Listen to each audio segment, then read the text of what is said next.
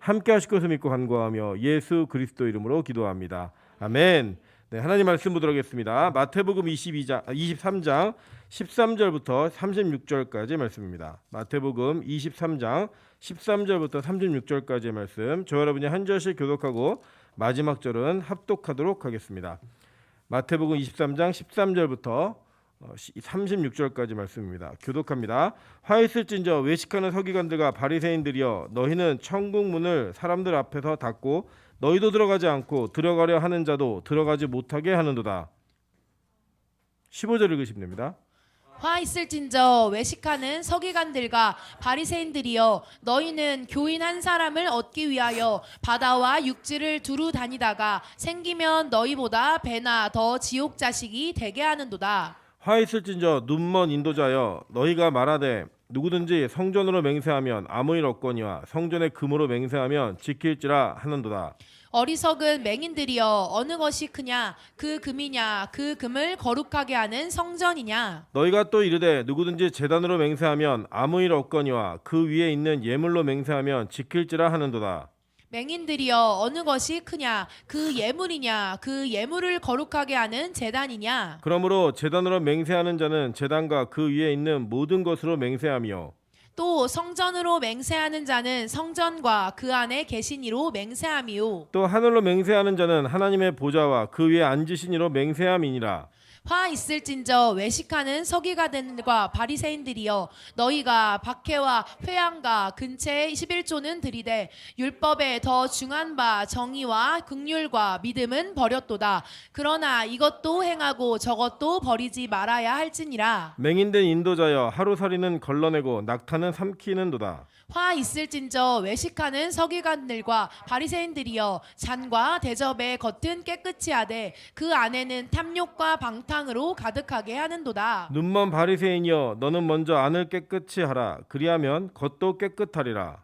화 있을진저 외식하는 서기관들과 바리새인들이여, 회칠한 무덤 같으니 겉으로는 아름답게 보이나 그 안에는 죽은 사람의 뼈와 모든 더러운 것이 가득하도다. 이와 같이 너희도 겉으로는 사람에게 옳게 보이되 안으로는 외식과 불법이 가득하도다. 화 있을진저 외식하는 서기관들과 바리새인들이여, 너희는 선지자들의 무덤을 만들고 의인들의 비석을 꾸미며 이르되, 만일 우리가 조상 때에 있었더라면 우리는 그들이 선지자의 피를 흘리는데 참여하지 아니하였으리라 하니, 그러면 너희가 선지자들을 죽인 자의 자손임을 스스로 증명함이로다. 너희가 너희 조상의 분량을 채우라. 뱀들아, 독사의 새끼들아, 너희가 어떻게 지옥의 판결을 피하겠느냐? 그러므로 내가 너희에게 선지자들과 지혜 있는 자들과 서기관들을 보내매 너희가 그 중에서 더러는 죽이거나 십자가에 못 박고 그 중에서 더러는 너희 회당에서 채찍질하고 이 동네에서 저 동네로 따라다니며 박해하리라. 그러므로 의인 아벨의 피로부터 성전과 제단 사이에서 너희가 죽인 바랴가의 아들 사가랴의 피까지 땅 위에서 흘린 의로운 피가 다 너희에게 돌아가리라. 합독합니다. 내가 진실로 너희에게 이르노니 이것이 다 이 세대에 돌아가리라. 아멘. 우리 주변에 있는 분들에게 이렇게 한번 인사하도록 하겠습니다. 당신 때문에 이 밤이 더욱더 아름다워집니다. 네, 아름다운 밤에 여러분 함께 예배하러 오신 여러분을 주님의 이름으로 축복하고 사랑합니다. 우리가 함께 있음으로 말미암아 이 아름다움이 더 빛나는 그런 은혜가 있기를 주님의 이름으로 축원합니다. 네, 오늘은 마태복음 23장 13절부터 36절까지의 말씀을 가지고 반드시 벗어나야 한다라는 제목으로 하나님 말씀 증거하도록 하겠습니다. 여러분, 오늘 여러분이 읽으신 이 본문의 내용은 예수님께서 마지막 그 십자가에 달려 돌아가시기 전에 일주일을 보내실 때 화요일 날, 요일로는 화요일입니다. 화요일 날 대중들을 향해 가르치신 가르치심입니다. 그러니까 이제 결국 예수님 전 생애를 보면 예수님의 전체 사역과 생애에서 거의 마지막 부분에 행하는 예수님의 공적인 공동체들을 향한 대중적 사역이 이 설교 가운데 나타나고 있는 것들을 우리가 보게 됩니다. 그래서 여기 원래는 이 그 14절 보시면 없음이라고 있잖아요. 예, 보이시죠? 이게 무슨 표시냐면 다른 사본들에게는 14절이 있어요. 그래서 이 14절이 있는 사본들에게는 어떻게 써 있냐면 화 있을진저 외식하는 자여, 과부의 가산을 삼키며 외식으로 길게 기도하는 서기관들아, 이렇게 얘기하는 책망이 있습니다. 근데 제일 오래된 사본에는 이 14절이 없어요. 그러니까 이 14절은 아마 후대에 이렇게 좀 첨삭한 게 아닌가, 첨부시킨 게 아닌가 그래가지고 이 성경에는 빼 있습니다. 근데 거기에 왜 이렇게 그 14절에 그 내용이 들어갔는가 이게 유추해 보면 여기 보시면 지금 여러분이 읽으신 본문에 그냥 눈으로만 따라 보셔도 돼요. 13절에 화 있을진저 나오죠, 그죠? 그리고 15절에 화 있을진저, 16절에 화 있을진저, 23절에 화 있을진저, 25절에 화 있을진저, 27절에 화 있을진저, 29절에 화 있을진저. 몇 번이게요? 7번. 그 14절에 화 있을진저 이렇게 얘기했으면 몇 번이에요? 그것까지 8번이에요. 그러니까 마태복음 5장에 나와 있는 이 마태복음이죠. 5장에 나와 있는 예수님께서 대중을 향한 첫 설교를 하셨을 때가 무슨 복을 전하셨죠? 팔복을 전하셨죠. 그죠? 그리고 이게 예수님의 마지막 사역이라고 얘기했죠. 마지막 공적인 그 전체를 향한 대중적인 설교를 했을 때 팔재앙을, 그러니까 팔화를 얘기하셨다. 그래서 이게 팔복과 팔화가 이렇게 맞춰지지 않는가 이렇게 얘기합니다. 근데 뭐 이게 7개든 8개든 큰 차이는 없어요. 왜냐하면 유대인들에게 7가지는 뭐라 그랬죠? 완성의 의미가 있다 그랬죠. 그래서 우리는 보통 3번, 3세번 뭐 이렇게 많이 얘기하는데 유대인들에게는 7이라는 숫자가 완성의 숫자입니다. 왜냐하면 하나님께서 7일 동안 이 땅을 창조하신 것을 시작으로 해서 7이라는 숫자는 그때 당시 유대교에게는 이 무언가 완벽하고 완성됨을 나타내는 그런 숫자예요. 그러니까 이게 뭐냐면 완벽하게 저주받은 인간들이에요. 화에 있을진저. 근데 그 대상이 누구인가라고 봤더니 우리 23장 1절부터 보겠습니다. 이에 예수께서 무리와 제자들에게 말씀하여 이르시되 서기관들과 바리새인들이 모세의 자리에 앉았으니 이렇게 얘기합니다. 그죠? 그러니까 예수님께서 무리와 제자들에게 말씀하여 이르시되라고 얘기해요. 그리고 원래 예수님의 첫 번째 사역도 무리들에게 사역을 했습니다. 그런데 그 사역을 하실 때 예수님의 그 초점이 누구였냐면 제자들이었단 말이에요. 제자들이. 그러니까 산에 올라가 앉으신 제자들이 나온지라 입을 열어 가르쳐 가라사대. 이게 마태복음 5장의 출발이에요. 그러니까 예수님께서는 특정하게 설교하실 때 그 대상자가 분명했어요. 아무나 뭐 대중적으로 다 얘기하는 것 같지만 절대로 다 듣지 않습니다. 하나님께서 택한 자들의 귀에만 들려요. 그게 누구였냐? 제자들이었다는 거예요. 제자들. 그 제자들 향해 들리던 말씀이 이 마지막 설교 때도 얘기하실 때 그 설교 가운데 서기관들과 바리새인들이 거기 와서 앉은 거예요. 여러분 이게 되게 희한한 사건입니다. 왜냐하면요, 이 서기관들과 바리새인들은 전혀 맞지 않는 신학을 가지고 있었어요. 대표적으로 그들이 분쟁 가운데 서로 다투는 게 뭐였냐면 이 바리새인들은 부활을 믿었어요. 부활을 믿었는데 서기관들은 부활을 믿지 않습니다. 사두개인들 이쪽 계열은 부활을 믿지 않아요. 여러분 기억나시고 또 아시는 분들도 계시겠지만 바울이 잡혀가지고 막 사람들이 막 바울을 끌고 가려고 서로 막 찢기기 직전에 가니까 바울이 거기서 기지를 발휘해서 빠져나와요. 어떻게 빠져나왔냐면 보니까 이 바리새인들과 서기관들이 함께 있는 거예요. 사두개인들이. 그래가지고 거기에서 로마 백부장이 바울한테 묻습니다. 야, 사람들이 널 왜 이렇게 괴롭히고 널 잡아가려고 그러니? 이렇게 얘기하니까 내가 죽은 자의 부활을 전하는 것 때문에 이런 일이 벌어졌습니다 라고 얘기하니까 사두개인들이 얘기한 거예요. 야, 부활이 어디 있어? 이렇게 얘기하니까 그 옆에 있던 이 바리새인들이 부활은 있어.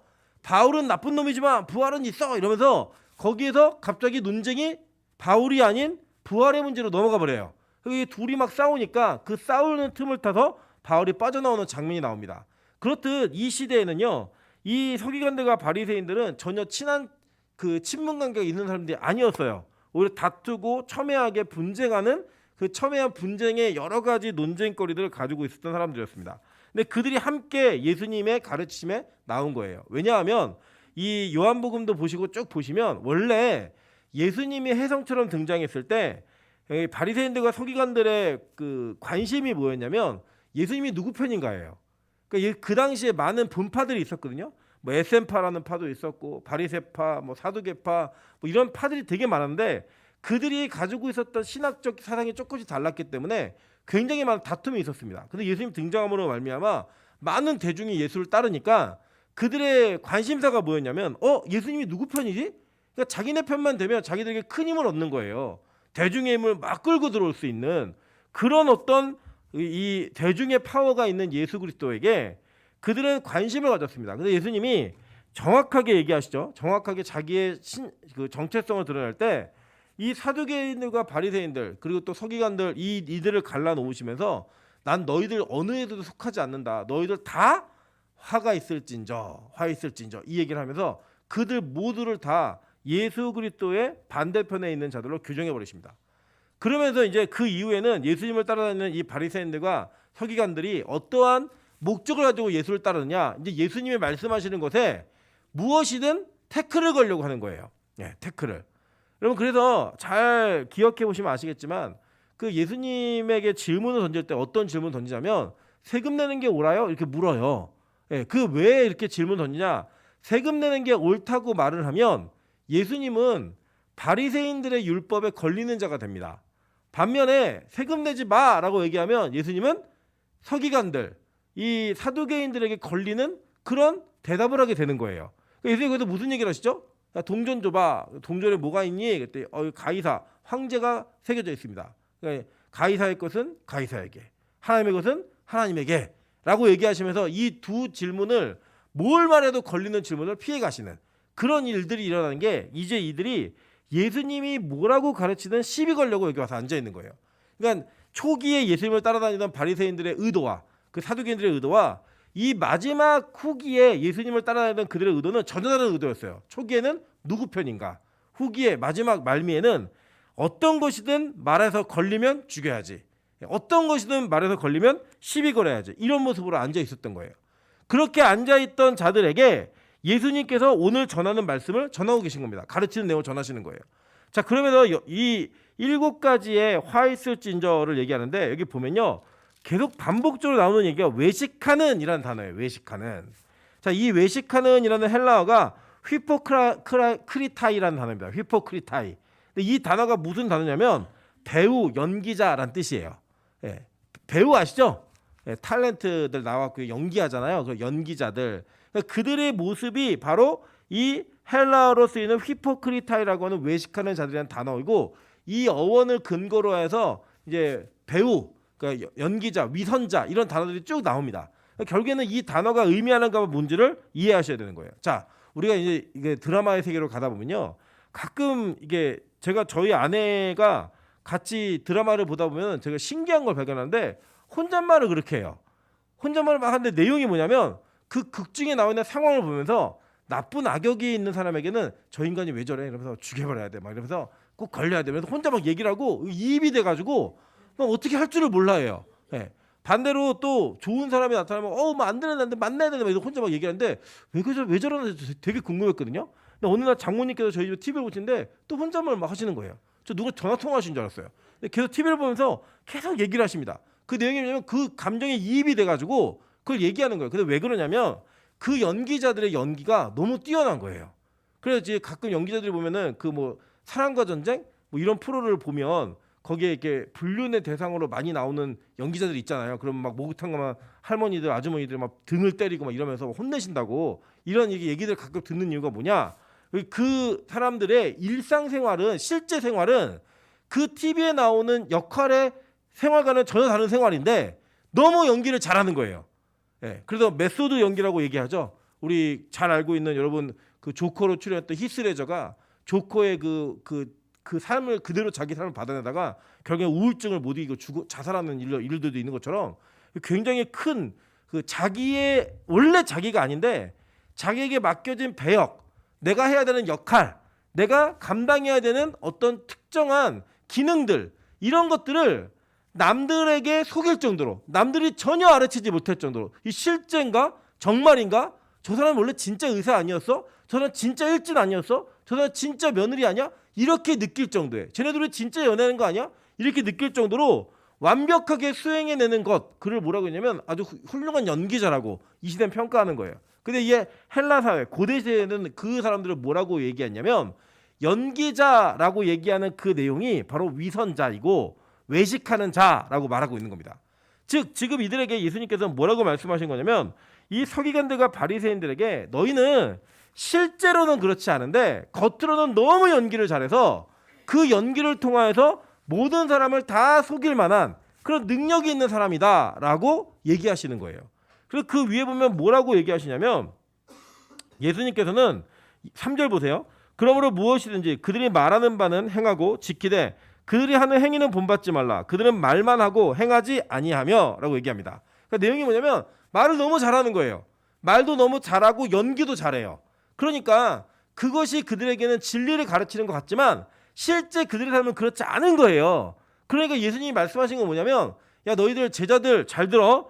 무리들 잘 들어. 너희들이 그들이 가르치고 있는 말은 그대로 따라서 행해야 돼.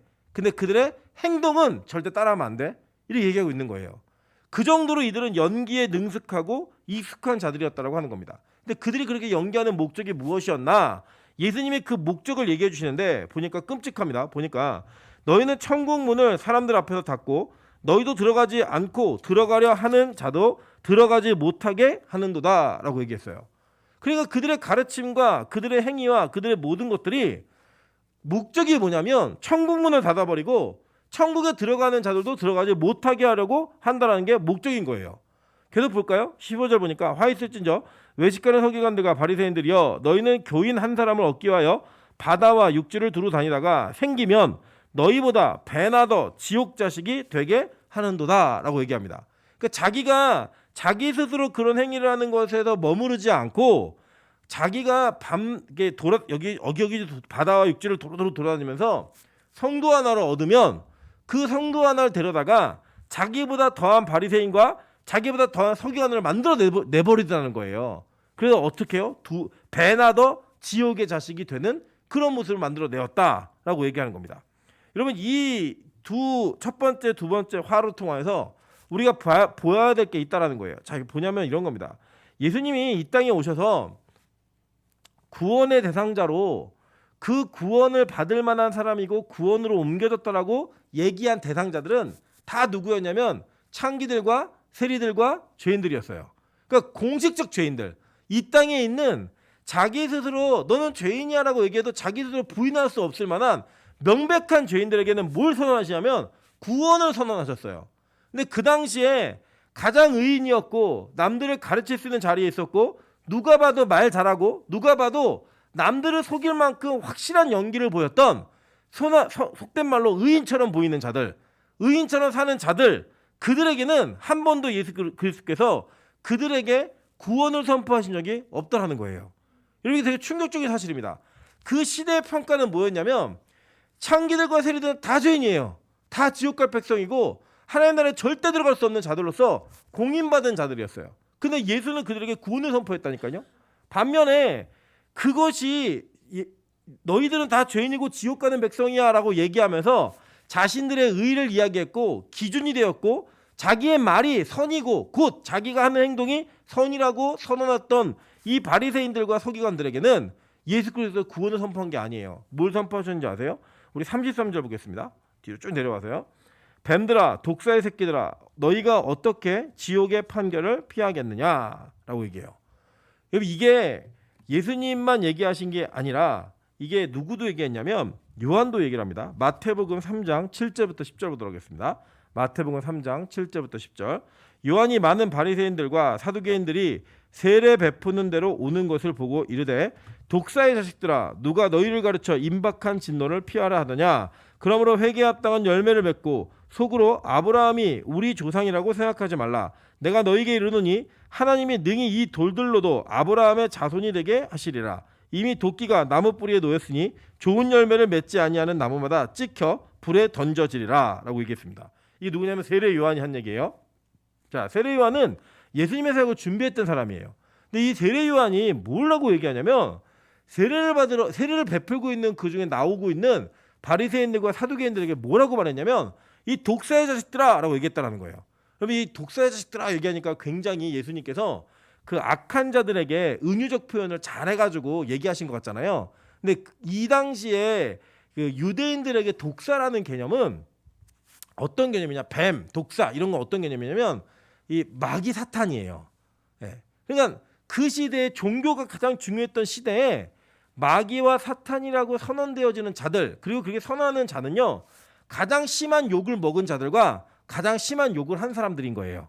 그러니까 여러분 이게 되게 힘든 일이죠. 한번 생각해 보세요. 제가 오늘 이렇게 설교할 때 여러분에게 여러분 문 열고 들어오는데 진짜 세상에 쌍욕을 막 하는 거 육두문자로만 날리면서 막 욕을 하는 거예요. 강대상에서. 여러분 기분이 어떠시겠어요? 그게 여러분 내가 욕을 먹는 사람이든 듣는 사람이든 간에 깜짝 놀라시기도 하고 되게 기분 나쁘기도 하고 어떻게 목사가 저렇게 말할 수 있어? 얘기할 수 있겠죠. 그죠? 그거에 준하는, 아니 그거 이상의 의미가 담겨지는 욕이 뭐냐? 너는 뱀이고 독사의 새끼다 라고 말하는 거예요. 그 정도의 개념이 있는 거예요. 지금 우리에게 뭐 여러분 흔히 아는 뭐 개, 뭐 새끼 뭐 이렇게 얘기하는 이런 욕이 거기에 준하는 욕인 거예요. 지금 이 시대 이미지가. 그러니까 그런 이미지로 정확하게 포개어지는 그 쌍욕을 예수님이, 세례 요한이 이 바리새인들과 사두개인들이 하고 있다는 거예요. 왜냐? 그들은 너무나 거룩한 척 외식을 너무나 잘하는 자들이었기 때문에 자신들의 신앙과 자신들의 믿음은 저 바닥에서 헤어나오지 못하고 오히려 천국의 문을 닫아버리고 들어가고자 하는 자의 발목조차 잡을 수 있는 그런 근거가 있는 자들임에도 불구하고 너무 연기를 잘하는 거예요. 마치 그들이 천국 문을 열어주는 것처럼, 그들을 따라가면 천국을 갈 수 있는 것처럼. 그랬던 그들에게 예수님이 철저하게 이 육두문자를 날리시면서 너희들이 짓고 있는 죄가 어느 정도의 파괴력이 있고 어느 정도의 이 피해가 있는지, 폐해가 있는지를 너무나 정확하게 말씀하시는 거예요. 실제 이럴 수 있다는 겁니다. 한국 기독교는 기독교가 이 복음이라고 하는 것이 우리나라 안으로 들어오면서 유교 문화하고 너무나 밀접한 연관성을 가지게 되었어요. 그 연관성을 가지면서 이 유교적 문화 속에 무엇이 되느냐 안 되느냐라는 기준을 정해주는 것이 기독교 안에서 굉장히 익숙한 기준이 되어버린 그런 상황을 그냥 품고 들어온 거예요. 이게 되게 익숙해요. 되게. 한국 정서에는 너무나 잘 맞아요. 그래서 여러분 교회에 가면요. 다른 거 필요 없어요. 그냥 뭘 해야 되는지, 뭘 하지 말아야 되는지에 대한 행위적 요소를 보이고 그 행위적 요소를 따라 잘 사는 자들은 믿음이 좋은 사람, 그 행위적 요소가 없는 사람은 믿음이 없는 사람이라고 우리는 너무나 쉽게 치부해버린다는 거예요. 심지어는 이 마태복음 아까 3장부터 7절에 보시면요. 그들이 자신들의 구원의 근거를 뭘로 가졌는지 아십니까? 근거를? 우리는 아브라함의 자손이야. 그래서 나는 당연히 구원받은 자야 라고 얘기했다라는 거예요. 그게 이제 한국 기독교가 이 유교적 사상이 쭉 내려오는 기독교 안에서 뭐가 생겼냐면 엄마 뱃속에서부터 교회를 다녔다라고 얘기하는 모태 신앙들이 생기기 시작했어요. 그러면서 모태 신앙들, 그리고 또 직분자들, 교회의 뭐 교역자들, 이런 모든 사람들이 직분과 어떤 위치를 부여받았고 그 교회 질서를 필요한 거예요. 필요 없다는 거 아니에요. 필요한데 그걸 받고 그것이 가문이나 자신의 집안 안에서 쭉 이어지게 되다 보니까 그것을 자신들의 구원의 증거와 구원의 안정감을 하는 기반으로 삼기 시작한 거예요. 아우, 설마 목사가 지옥 가겠어? 설마 사모가 지옥 가겠어? 설마 장로 권사가 지옥 갈 수 있겠어? 내가 그래도 이 교회 장로인데, 이 교회 권사인데, 내가 이 교회 몇 년을 헌신했는데, 이런 것들로 우리는 구원의 근거를 삼기 시작했다는 거예요. 그게 누구였느냐? 바로 바리새인들과 서기관들이 했던 그 똑같은 행위예요. 예수님께서 얘기하십니다. 야, 너희들, 죄송해요. 세례 요한 얘기했습니다. 너희들 뭐라고 얘기했냐면 너희들은 진노 속에 다 없어져도 하나님의 돌들을 들어서 내 자손으로 삼아서 천왕으로 영광 받으시기에 부족함이 없는 분이야. 너희들 그걸 가지고 근거 삼지 마라고 얘기하시는 거예요. 그래서 그들이 그렇게 자신들이 프라이드를 가지고 있었던 그 모든 구원의 근거가 왜 문제가 된 거냐면 그것을 통해 그들은 예수께로 나오는 자도 막았고 예수께로 나오는 자신의 헌신과 자신의 희생도 다 막았다라는 거예요. 이 너무나 심각한 겁니다. 이게 뭐냐면 예수가 필요하다라고 하는 그거 뭐냐면 우리에게는 죄인이라는 근거와 죄인이라고 하는 여실한 그 확실한 증거가 우리에게 드러나지 않으면 우리는 스스로 예수 그리스도에게 나아갈 수 없는 존재들이에요. 그게 필요도 없어요, 사실은. 근데 그것이 드러나고 그것이 폭로되는 것 자체를 두려워하고 무서워하는 분위기를 만들어버린 거예요. 왜요? 그게 바로 자신들의 의를 나타낼 수 있는 방법이기 때문에. 니들은 다 죄인이지만 나는 죄인 아니야. 니들은 다 하나님 앞에 죄져서 죽을 백성들이지만 나는 반드시 천국 갈 백성이야 라고 하는 근거를 스스로 삼으면서 자신들이 가지고 있었던 신앙이 첫 번째 유효함이 계속적으로 유효가 된다고 믿은 거예요. 그 뒤에 예수를 찾는 마음이 없어도. 여러분 거꾸로 역으로 묻겠습니다. 여러분 한번 회개하셨으면 그 죄를 다시는 짓지 않으십니까? 여러분 그 회개한 여러분의 그 회개가 여러분 영원한 하나님 나라에 들어가는 근거로서 여러분 유효하다라는 것은 신학적으로 맞아요. 내가 예수 그리스도 인정할 때 그 예수 그리스도 믿음으로 영접함으로 말미암아 우리의 원죄가 다 되어지는데 여러분의 삶 가운데 여러분의 삶을 족쇄처럼 따라내는 고범죄가 나타나지 않던가요? 나타나잖아요. 그게 증거가 뭐냐면요. 여전히 우리는 그 죄의 사망의 근거가 우리 안으로부터 솔솔 흘러나오고 있다는 거예요. 그것을 향해 그 싸움과 그 전투를 매일매일 처절하게 해야지만 내 자신이 그리스도 앞에 가까이 갈 수 있는 것을 우리는 망각한 채 내가 다 된 사람이라고 생각한다는 거예요. 여러분, 이게 너무나 위험한 겁니다. 내가 뭐가 다 되었는데요? 다 됐다는 건 뭐냐면 완전한 의인이라는 거예요. 완전한 의인이 있나요? 성경은 의인이 없다라고 완벽하게 선언해버립니다. 그리고 우리 자신이 얼마나 큰 죄인인가를 폭로하는 것이 복음이에요. 왜요? 그게 필요하고 그 폭로가 돼야지만 우리는 자신의 벌거벗은 모습을 통해 나의 부끄러운 몸을 덮어달라는 예수 그리스도에 대한 간청으로 나아갈 수 있기 때문입니다. 여러분, 그게 너무나 중요한 거예요. 그래서 제가 빛과 소금교를 생각하면서 항상 우리가 경계해야 될 것이 무엇이냐면, 여러분, 매일 예배 드린다고 우리 의인 아니에요. 여러분의 예배 횟수가 다른 교회 횟수보다 많다고 해서 여러분이 다른 분들보다 더 거룩한 게 아니라고요. 우리 자신이 가지고 있는 신앙의 행위가 내 기준을 넘어섰다 하더라도 하나님 보시기에는 우리 여전히 죄인이에요. 야, 내가 2년 전, 3년 전에는 정말 아니었는데 지금은 괜찮았다? 맞아요. 제가 봐도 그래요. 그런데 그렇게 여러분이 변화된 것 자체가 여러분의 구원을 보장하지 않는다고요. 그것이 여러분의 구원의 확실한 증거가 되는 것도 아니에요. 제가 뭐가 걱정이 되냐면, 우리 교회 초신자들이 오면 우리처럼 해야지만 돼라고 말할까봐 참 겁이 나요. 우리 교회 안에는요, 믿음이 좋은 분도 계시고 믿음이 좋지 않은 분도 계십니다. 믿음의 단계 가운데 어떤 분들은 벌써 10층, 20층을 가시는 분도 계시지만 이제 1층 올라가는 첫 번째 계단을 딛고 있는 분도 계세요.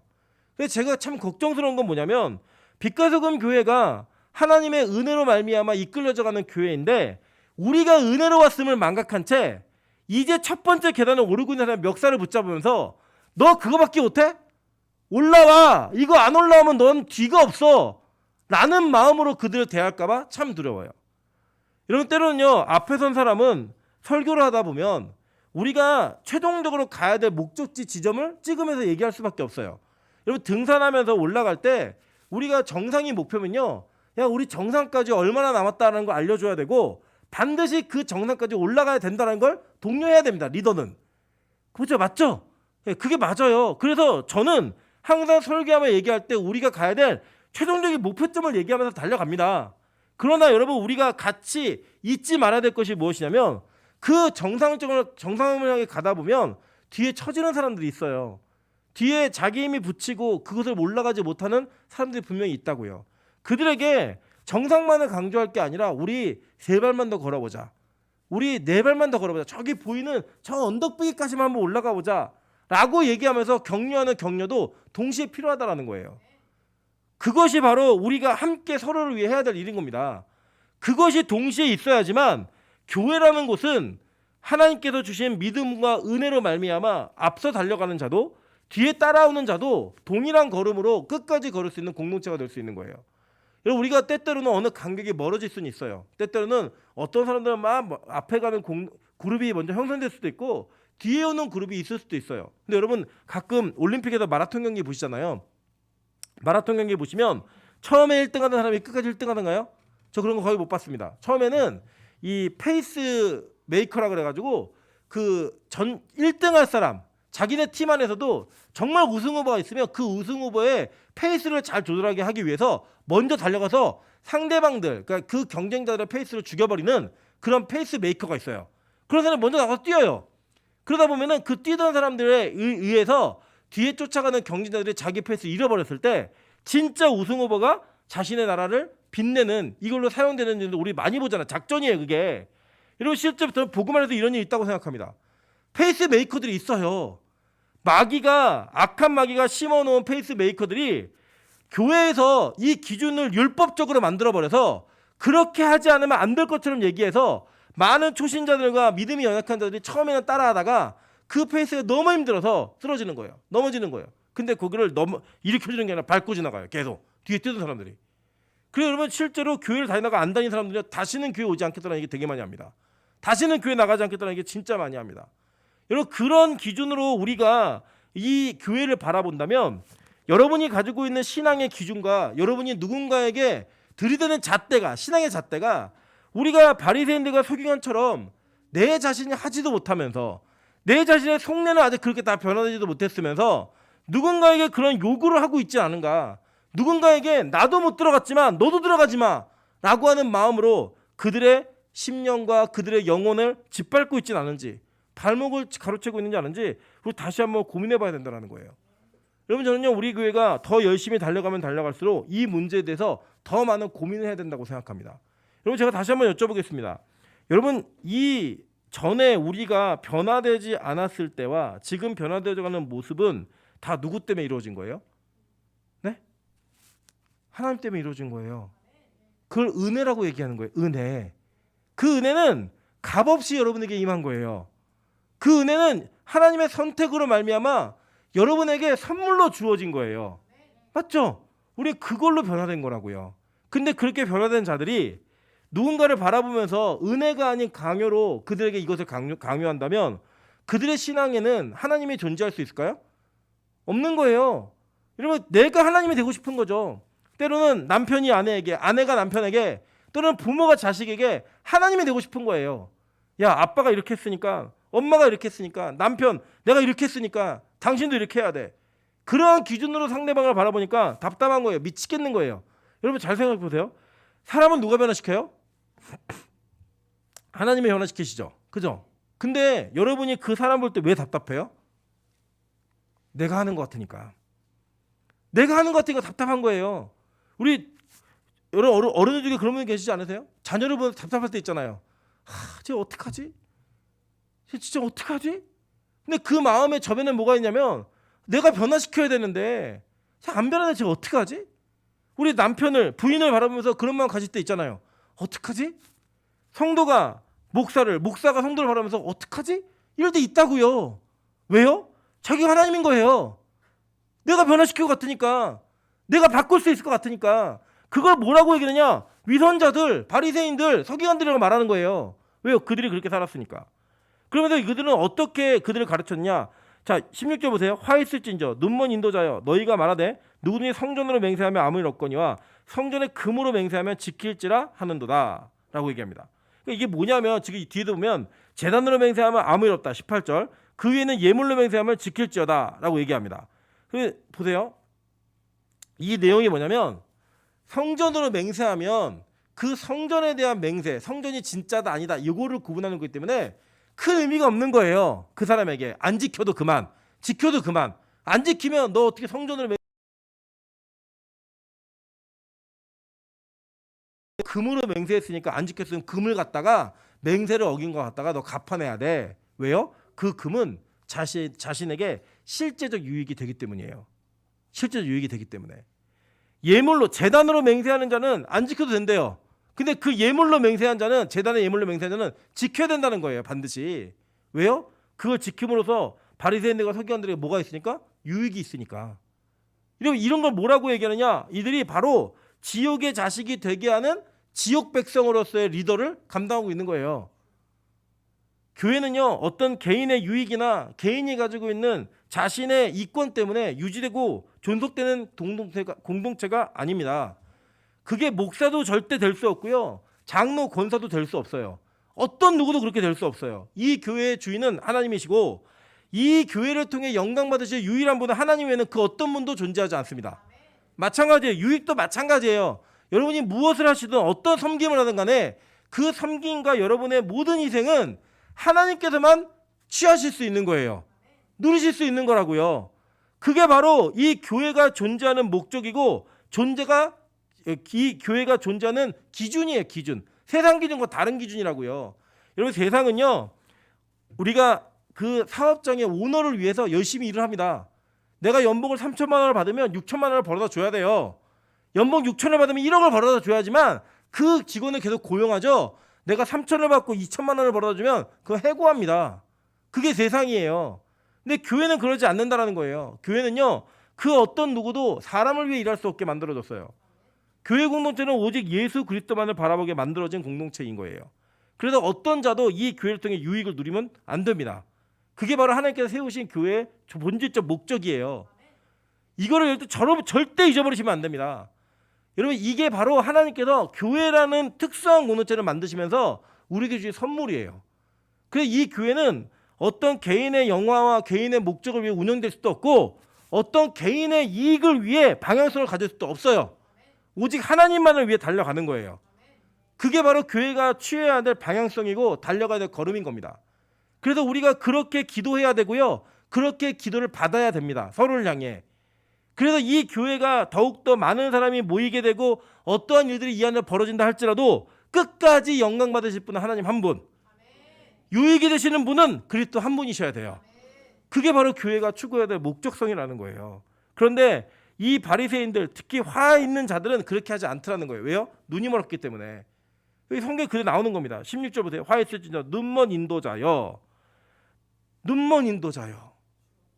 보이지 않으니까, 영적 해안이 없으니까. 이게 여러분, 이게 기능적으로 육체적 눈이 먼 걸 얘기하는 게 아니에요. 영적으로 눈이 멀어버린 거예요. 안 보이는 거예요. 보이지 않으니까, 볼 수 없으니까. 볼 수 없고 보이지 않는 그 사람은 하나님이 원하시지 않는 방향으로 이 공동체 이끌고 가는 거예요. 근데 그게 너무 당연하다는 거죠. 뭐에만 눈이 밝아요? 이 세상에 금, 재물, 취할 수 있는 유익에만 눈이 밝은 거예요. 하나님 절대 용서하지 않는다는 거예요. 보세요. 그러면서 23절 보겠습니다. 화했을진저 외식하는 서기관들과 바리새인들이여 너희가 박하와 회양과 근체의 11조는 들이되 율법에 더 중한 바 정의와 긍휼과 믿음은 버렸도다. 이렇게 얘기합니다. 그 뭐냐면 11조는 가르치는 거예요. 왜요? 11조는 지금 이 시대는 목사가 제사장 아니에요. 우리 다 제사장이에요. 근데 이 시대는 제사장들은 뭘 먹고 살았냐면 성도들이 내는 11조를 먹고 살았어요. 근데 이 11조를 먹고 살았다고 해서 절대 못 산 게 아니에요. 3도조로 계산해 보시라니까요. 12지파 중에 이게 11지파, 이게 사실은 13지파예요. 레위를 빼고 나면 12지파가 돼요. 그러니까 에브라임과 므낫세를 나누느냐 안 나누느냐, 누굴 빼느냐 끼느냐 이것저것 차이가 있는데, 정확히 말씀드리면 이 레위 지파를 빼야 12지파예요. 레위 지파는 장자들을 대신한 지파이기 때문에 그 치지 않는 거예요. 12지파가 각자 11조를 내면 레위 지파는 부자예요, 부자 아니에요? 부자예요, 부자. 잘 살았다고요. 그러니까 자신들이 잘 살기 위해 11조를 계속 강조한 거예요. 11조 내라고. 강조해서 그 11조를 내는 것은 정확하게 거두었는데 뭐 나느냐? 율법에 더 중한 바 정의와 긍휼과 믿음은 버렸다는 거예요. 진짜 가르쳐야 돼. 율법의 정신은 가르치지 않고 그것만 얘기했다는 거예요. 그러니까 지금 이거를 보고 예수님께서 이렇게 가르친 자들 다 화 있는 자라고 얘기하는 거예요. 화 있는 자들이라고. 그리고 그러면서 얘기하는 게 뭐냐면, 보세요. 이제 그럼 나중에 그럼 11조 안 해도 되네? 이렇게 얘기하는 분도 계실 거예요. 근데 예수님 분명히 이렇게 얘기하셨어요. 그러나 이것도 행하고 저것도 버리지 말아야 할지니라. 그러니까 예수님이 율법의 완성이신데 이 땅에 오셔서 완성되신 그리스도가 이 땅에 현현하셨을 때 뭘 말씀하셨냐면 정확한 11조에 대한 얘기를 하셨다고요. 11조 꼭 해. 11조는 가르치고 정의와 긍휼과 이 믿음을 가르치지 않는 자들을 화이트진자로 얘기는 했지만 11조는 해야 되는 거 맞아. 이렇게 얘기하셨다고요. 그래서 여러분 정확한 11조 하셔야 됩니다. 정직한 11조 하셔야 돼요. 나의 소득의 10분의 1 이것을 하나님 앞에 드리는 것을 통하여 우리는 뭘 인정하는 거냐면, 나 세금 냈어요가 아니에요. 나는 내 모든 것이 하나님으로부터 왔습니다를 인정하는 것이고, 그 인정하는 것을 통하여서 여러분 이 레위 지파가 이거 먹고 살았잖아요. 근데 레위 지파가 어떻게 결정된 지파들이에요? 출애굽 때 마지막 10번째 재앙 때 장자들이 다 죽어야 되는데 이스라엘 장자들 다 살렸다고요. 그 살린 것을 대신하여서 예수님 하나님께서 너 장자들 다 내 건데 다 가져오면 니네 지파 다 망하니까 내가 대신 레위 지파를 취할게. 그래가지고 이 숫자 다 세갖고요 273명이 더 남으니까 속전세를 내게 해가지고도요 다 장자의 속전세를 내게 하셨어요. 레위 지파는 내가 원래 죽어야 되는데 대신 어린 양이 죽고 내가 살았습니다 라는 고백을 하는 믿음의 고백인 거예요. 그래서 여러분 진짜 11조는요 믿음 있는 사람만 하셔야 되는 거예요. 예수님 안 믿는 분은 11조 안 하셔도 돼요. 근데 믿는다고 하는데 11조 안 하는 분은 그 믿음 진짜 아니에요. 성경은 성경신학적으로 그렇게 증거해요 우리에게. 그래서 그 11조가 드려진 것을 가르치는 것도 중요합니다. 그럼에도 불구하고 더 중요한 게 뭐냐면 율법에는 정의와 긍휼과 믿음이라는 더 중요한 가치가 있다는 거예요. 그래서 여러분 구약시대에 드려진 11조가요 다 제사장들이 먹고 사는 게 아니었어요. 그걸 가지고 구제도 했고요. 가난한 자 살리는 그 11조 안에 법이 또 있었어요. 그래서 그걸 우리가 지금 어떻게 하는 거냐면 교회 공동체가 하는 거예요. 우리가 다 11조를 내고 교회가 그 헌금을 가지고 하나님께서 말씀하신 일들을 하는 것, 그게 우리가 해야 되는 일인 거예요.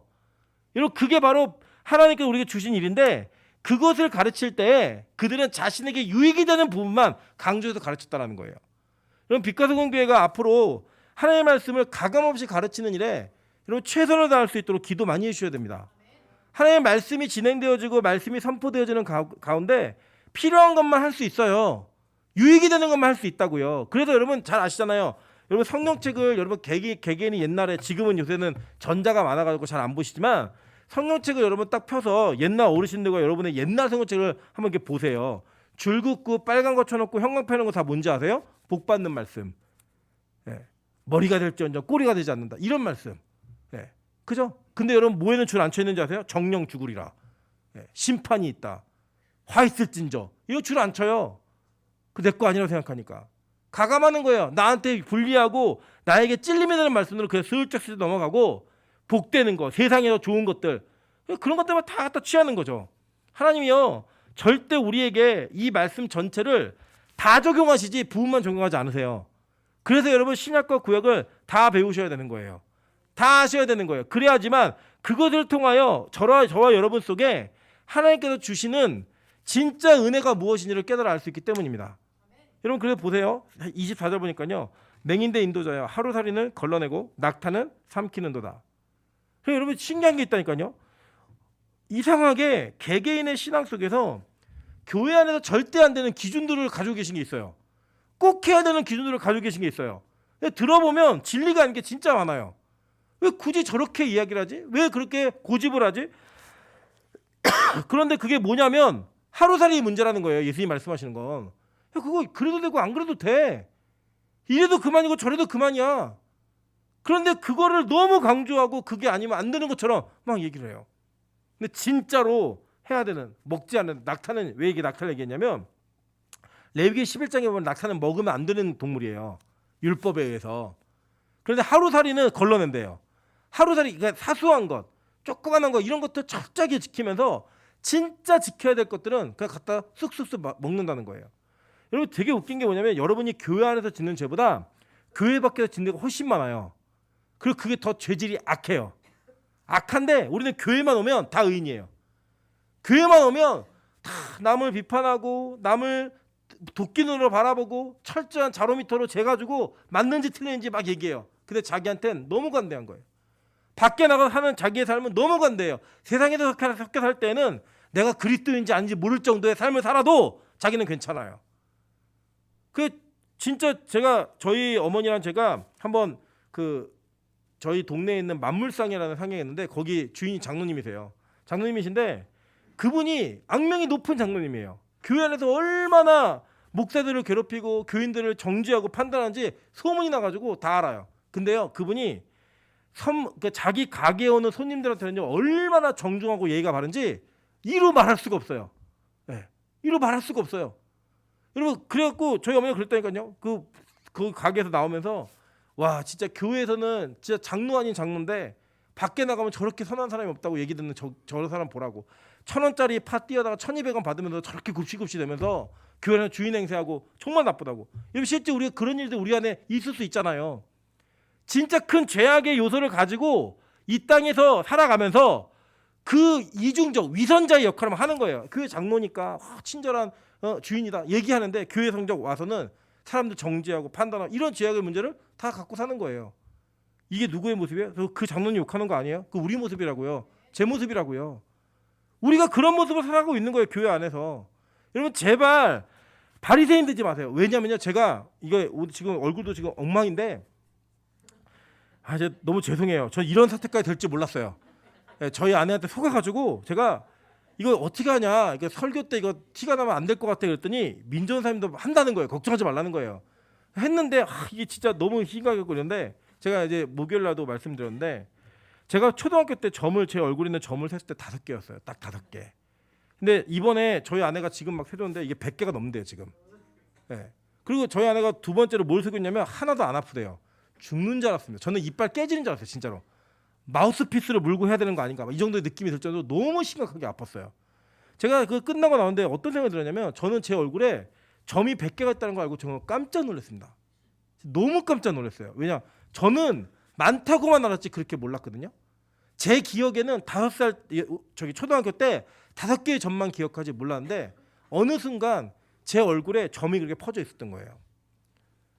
여러분 이게 점 얘기하는 게 아니에요. 지금 여러분이 우리의 삶 속에 죄악의 문제가 내가 알고 있는 죄악 기억해봐. 그러면 여러분 소설할 수 있는 죄악의 문제가 아주 고정돼 있어요. 왜냐하면 여러분이 진짜 지었다고 생각하는 죄의 문제는 고정되게 고백하는 죄가 있거든요. 근데 여러분 진짜 우리를 철저하고 정확하게 점검하지 않으면 여러분 안에 이 5개의 죄악, 6개의 생각나는 죄악이 얼마나 뿌리를 내리면서 얼마나 많은 죄의 퍼짐이 있었는지 우리 몰라요 지금. 여러분 제가 이거를 시술을 봤는데 제가 너무 많이 봤다 보니까 알았어요. 뭘 아냐면 마취가 돼요. 이렇게 도포라고 마취 크림 마취를 하니까 7번까지 레이저가 딱딱딱딱 쏠 때 안 아파요. 8번째부터는 아파요.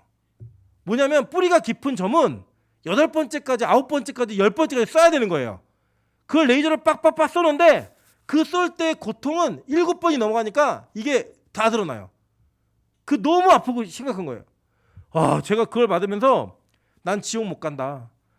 난 절대 지옥 못 가. 이거 화상이에요. 화상. 여러분 아시지만 미세하게 화상을 내갖고 거기를 태워버리는 거예요. 다. 난 절대 지옥 못 간다. 얼굴이 얼얼한데 와 지옥 가면 이 고통이 끝나지 않는 거예요. 저는 불보다 이게 더 무섭다고 그래요. 딱딱딱딱 이 소리가.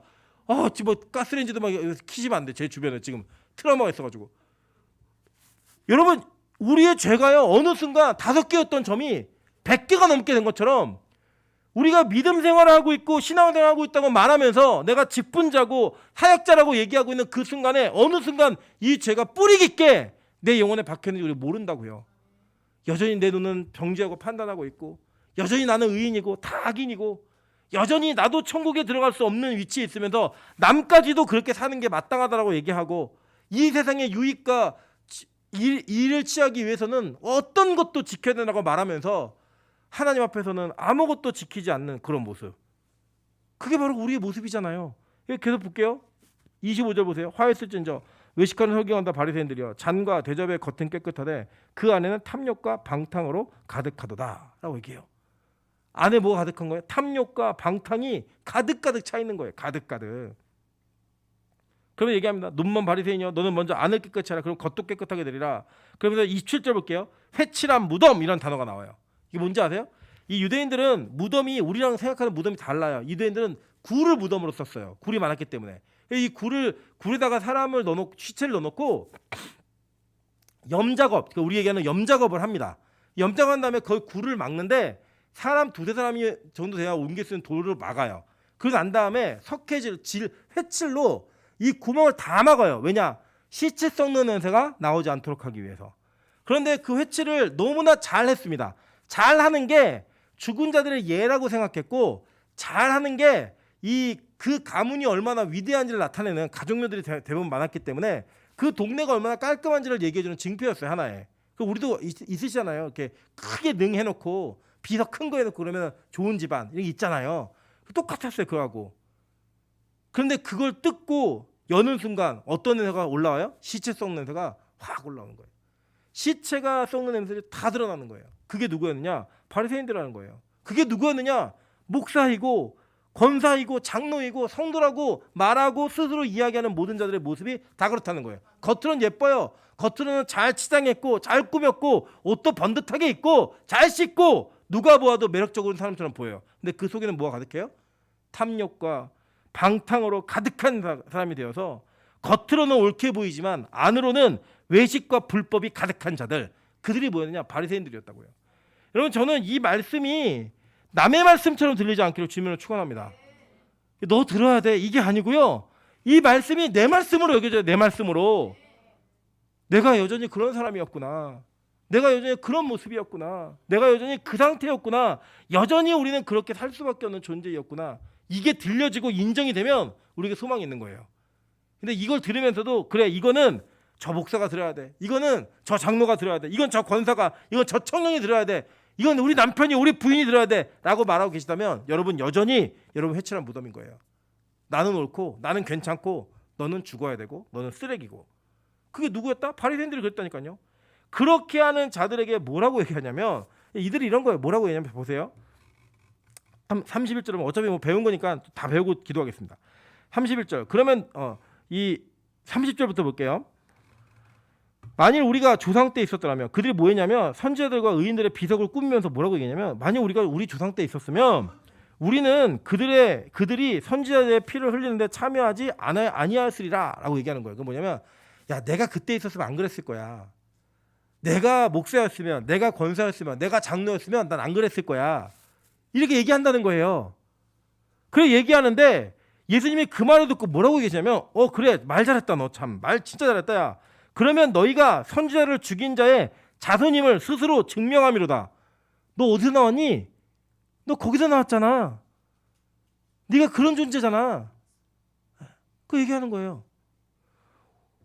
어저께 저희 어머니가 저희 딸내미를 보더니 이렇게 얘기하시는 거예요. 쟤는 뭘 갖다 입혀도 태가 안 난대요. 몸매가 별로래요. 제가 그랬어요. 옆에 있다가 엄마랑 똑같이 생겼어. 아니래요. 맞다고. 그랬더니 저희 조카의 은비가 할머니 인정해야 천국 갈 수 있어. 그리고 대화를 끝냈어요. 네. 여러분 우리가 그런 얘기를 하는 거예요. 나는 안 그랬을 거야. 내가 거기서 잘했을 거야. 아니요. 절대 그렇잖아요. 저는 예전에 제가 전도사 때 얼마나 교만했냐면 목사들이 목회를 하면서 교회를 부흥시키지 못하는 게 너무 한심해 보였어요. 진짜로. 너무 교만해가지고. 왜냐 저는 숫자 늘리는 자질이 좀 있었던 것 같아요. 그래서 여기 기호 형제도 같이 있지만 제가 맡았던 고등부가 처음에 20명 정도 있었는데 저희 100명 되는 공동체 만들어서 예배드렸고요. 제가 가는 청년부마다 부흥이 있었어요. 우리 미나연조에서 있지만 제가 갔을 때 100명 좀 넘는 교회 200명 넘게 나오기도 하고 이런 은혜들이 계속 있었어요. 그래서 저는 그래서 저는 어딜 가든 항상 그런 은혜가 있을 걸 믿었다고요. 그래서 그렇게 하지 못하는 목사들은 무능한 목사라고 생각했어요. 그런데 하나님이 저한테 철저하게 실패도 경험하게 하셨고 제 자신이 얼마나 더럽고 치사한 인간인지를 경험하게 하셨고 제가 아니라 하나님의 은혜로 말미암아 이루어진 이런 걸 철저히 인정할 수밖에 없는 그 구렁텅이 환경에서 저를 밀어 넣으셨어요. 여러분 제가 이 교회에 빛과 소금이 와갖고 정말 지금도 주일날 한 번도 숫자 세본 적이 없어요. 제 예전 같았으면요 제가 여기서 3년 만에 목회했는데 교인이 100명이 안 된다? 저 미쳐요 진짜. 우리 장로님 권사님 다 금지시키고요. 뭐 교육자들은 다 가르쳐야 하더라도 다 해야 돼요 이거를. 어떻게든. 그랬던 인간이라고요. 그랬던 인간. 제가 그랬던 인간인데 제가 진짜 하나님을 알고 진짜 목회가 무엇인지를 알고 영혼이 무엇인지를 알아보니까요. 그게 아니더라고요. 그게 제가 세워진 목적이 아니더라고요. 그리고 그렇게 세웠던 교회들이요. 다 떠나고 나니까 다 무너지고요. 다 없어지고요. 다 흩어졌어요. 제가 그거밖에 안 되는 인간이었더라고요. 예수의 제자가 아닌 임철의 제자를 만드는 그거 안 하려고 몸부림치고 있어요. 진짜로. 진짜 몸부림치고 있어요. 진짜로. 하나님 진짜 나를 나타내지 않는 목회를 할 수 있게 도와달라고. 지금은요. 그냥 저는 누가 잘 존경스러우냐면 목사로 은퇴하시는 분들이 너무 존경스러워요. 저 못할 것 같거든요. 제가. 그 감내를 어떻게 해낼까 제가 되게 두려워요. 진짜로. 내가 과연 목사로 은퇴할 수 있을까? 내가 목사라는 이름으로 내 사역을 마무리 지을 수 있을까? 인생을 그렇게 마무리할 수 있을까? 저는 진짜 자신이 없거든요. 지금은 저는 원로 목사님이 너무 부럽고 너무 존경스러워요. 야 목사로 은퇴를 하셨구나. 이 땅에서의 맡겨진 사명을 맡기셨구나. 근데 저 옛날에 안 그랬다니까요. 나는 안 그랬을 거야. 내가 그 자리에 있었으면. 내가 그 위치였으면 나는 안 그랬을 거야. 근데 여러분 다 그런 마음 있지 않으세요? 여기 이게 설교자가 설교를 죽쓰면 여러분 어떤 마음이 드시냐면 설교 좀 잘했으면 좋겠다 이런 마음 드시죠? 서보세요 여기. 기억이 아무것도 안 나고요. 하얘져요. 뭔 말 했는지도 모르고. 우리 민정 선생님이 기도 많이 해주세요. 여러분이 좋은 연습장이 돼주세요. 앞으로 잘 훈련해서 진짜 좋은 설교자가 될 수 있도록. 그게 기도해 주는 거예요. 우리 장로님들이 때때로는 뭐 당회를 운영하면서 실수할 때 여러분 나 같았으면 안 그랬을 거야? 아니에요. 절대 그렇지 않아요. 다 훌륭하신 분들이지만 다 처음 하다 보니까 다 이제 하시는 것들을 이렇게 바뀌어가다 보니까 익숙하지 않은 부분들이 있을 수 있죠. 더 기도 많이 해주세요. 우리가 한다고 더 잘하는 거 아니에요. 제가 단언하건데 아마 우리 여기 있는 권사님도 돌아가시기 전에 합동 교단이 여자 장로를 허락해 줄 거예요. 걱정하지 마세요. 네. 당회원들이 되실 거예요. 그때 보시자고요. 이게 쉬운 일인가? 절대 쉽지 않아요. 교회라는 곳은 그런 곳이에요. 우리가 내가 아니었으면 잘했을 텐데, 뭐 나였으면 잘했을 텐데, 저기 내가 저 위치에 있으면 훨씬 괜찮았을 텐데 아니에요. 절대 그렇지 않아요. 예수님 오늘 말씀하시는 거예요. 웃기지 마. 너희가 그 얘기를 하면서 네가 그들의 자손이고 그 피가 너에게 흐름을 그대로 인정하는 거야. 네 스스로 말 잘했다. 그러면서 얘기하는 게 뭐예요? 너희가 너희 조상의 분량을 채우라. 뭐예요? 니네 조상들이 선지자들 돌에 쳐 죽였고 막 못 박혀 있지. 너희가 그 분량 채워. 그리고 이 시대에 바리새인들과 성경들 뭐했어요? 그리스도 메시아를 못 박았다고요. 선지자 의인이 아니라 예수를 못 박았다고요. 우리 더했으면 더했지 덜할 인간들이 아니에요. 세상의 어떤 판결, 재판 이런 거 보시면서 여러분 욕하시잖아요. 막 무슨 사태 보면서 어떻게 저럴 수 있느냐, 왜 저러느니 막 욕하시지만 여러분 그 위치 가면 더 하셨으면 더 하셨지 절대 덜하지 않아요. 절대 덜하지 않아요. 그게 우리라고요. 그게 바로 바리새인인 저와 여러분의 실체예요. 예수님 여기다가 그냥 아예 그냥 직격탄, 핵폭탄을 날리시는 거예요. 뱀들아, 독사의 새끼들아. 욕이에요, 이거 욕. 목사가 고상하게 설교하지 웬 욕을 해? 아니요. 욕을 해서라도 영혼이 바뀌어서 고쳐질 수 있다면 해야 돼요. 진짜로 여러분 느헤미야 보셨잖아요. 느헤미야가 뭐 했어요? 느헤미야가 방언을 하는데 히브리 말을 못하고 외국말 해요. 그러니까요. 그 인간들 부모들 붙잡아다가 머리 끄들어요. 머리 뽑았다고요. 너희들이 하나님 말씀을 가르치지 않고 외국어를 가르쳤는데 외국어는 잘하는데 하나님 말씀을 몰라? 우리 그러고 있잖아요. 세상에서 내 자식이 얼마나 잘 나가고 잘 되는지 자랑하는데 그 자녀가 예배를 몇 번 드리고 있는지 성경을 얼마나 하는지 자랑을 못 하시잖아요. 그거는 자랑할 거리가 아니잖아요. 저는요 진짜 전 대단한 딸을 뒀습니다. 저희 딸이 사도신경을 해요. 너무 자랑스러워요. 영어 잘하는 딸보다 사도신경하는 딸이 전 너무 자랑스러워요. 진짜 저는 거짓말하는 줄 알았는데 진짜 한대요. 저희 어머니가 거짓말하는 줄 알았더니 저희 아내가 직접 눈으로 보고 어머니가 거짓말한 게 아니었다고 해서 저희 어머니한테 혼났어요. 내가 거짓말하는 줄 아냐고. 해요. 여러분 그런 게 자랑스러워 보셨어요? 내 자식이 얼마를 벌고 있고 내 자식이 어떤 직장이 되었고 내 자식이 어떤 위치에 있고 내 손자 손녀가 영어를 얼마나 잘하고 성적이 얼마나 좋은지는 우리 자랑해 보셨잖아요. 그런데 진짜 내 자녀가 얼마나 기도의 자리에 있는지 얼마나 하나님을 섬기고 있는지 하나님 앞에 얼마나 다가가고 있는지 그건 우리 자랑해보지 못했잖아요. 그게 우리라고요. 그 우리의 모습이라고요. 교회가 몇 명이 모이든지 얼마나 큰지 자산이 얼마인지 얼마나 편한지 이런 건 많이 자랑해봤는데 얼마나 기도하는지 얼마나 예배하는지 이거 자랑 못해보셨잖아요. 여러분 우리 빛과소금교회가 그러한 올바른 방향으로 갈 수 있는 은혜가 있기를 소망합니다. 진짜로 여러분 바리새인들과 서기관들이 되지 않기 위해서 몸부림치셔야 돼요. 벗어나셔야 돼요. 이거를 신앙에 뭐 다른 거 아니에요. 뭐 얼마나 괜찮은 그리스도인 여러분 그런 거 꿈도 꾸지 마시고요. 아예 그냥 머릿속에 지워버리세요. 그냥 하나님 나는 지옥의 판결만 피하면 됩니다. 나는 뱀새끼만 아니면 됩니다. 하나님 나는 천국에 갈 수 있기만 하면 됩니다.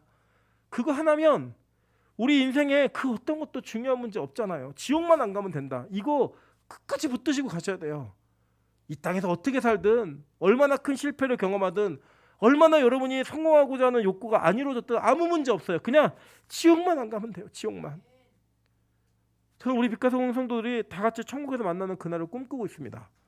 그거면 됩니다. 더 교인 안 늘어도 괜찮아요. 그냥 제가 여러분 예배자라는 표현을 썼던 이유가 뭐냐면 100명이 목적이 아니에요. 사실 예배자가 목적이에요.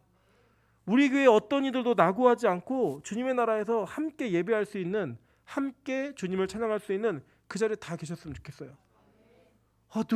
누가 없지 찾는 그런 게 아니라 와 우리 빛과소금 다 왔구나. 그래서 한 명의 성도가 오더라도 한 명의 세신자가 오더라도 여러분 그들을 그렇게 품어갈 수 있도록 좀 기도해 주세요. 한 명의 새 성도가 우리 교회 오면 누가 왔구나 남자 왔구나 여자 왔구나 이게 아니라 영혼이 왔구나.